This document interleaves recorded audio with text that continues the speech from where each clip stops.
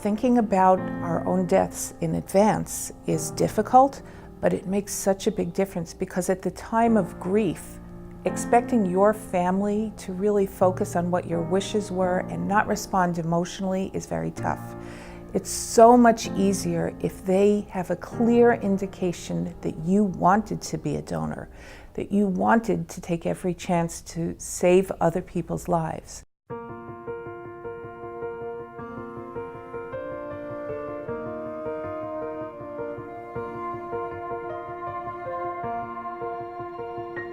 In order to be an organ donor, death has to happen in a way that the organs are still getting blood flow.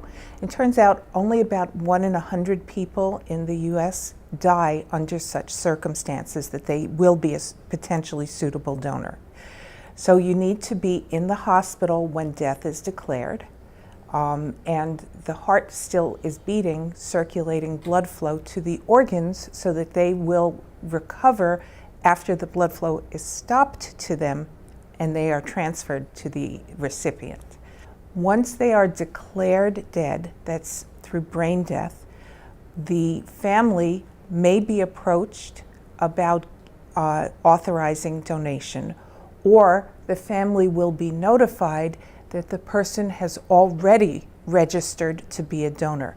And that's the preferable way to set things up. If you want to be a donor when you die, it is very important that you sign up to be on the registry, because that already gives us legal consent to recover the organs. To have an organ that is likely to function after transplant, it needs to be functioning well in the donor. Then blood flow is stopped because we go to the operating room and take out the organ. We remove the blood from the organ and put it in ice because that slows the metabolism. And then depending on what organ type, we have a certain amount of time before it has to be transplanted into the recipient. A heart, we would like to get transplanted within 2 to 4 hours. Lungs, about 6 to 8 hours. A liver by about 12 hours. And kidneys, we can go up to about 36 to 40 hours. But in general, the less time the organ is away from blood flow, the more likely it is to function, and that's a good thing. Everybody in this country who is waiting for an organ from a deceased donor is on a single computerized list that an organization like Live on New York has access to. When we do have a donor, we have consent for donation, we will register that donor with the computer, and based on a number of fields of information, that single computer will generate a list of basically thousands of patients across the country who will match that donor's organs. The need is so great that there are 115,000 people on the waiting list for organs. But remember that we can get up to 8 organs from one donor. So one donor can save up to 8 lives for organs and can impact up to 50 lives through tissue donation.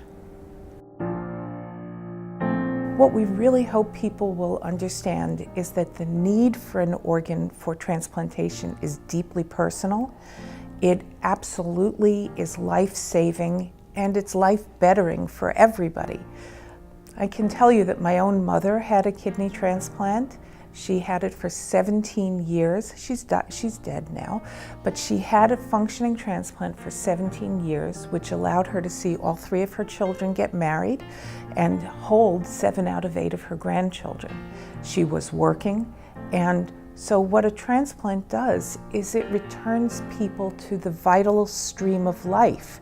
They can be taxpayers, workers, family members, church members.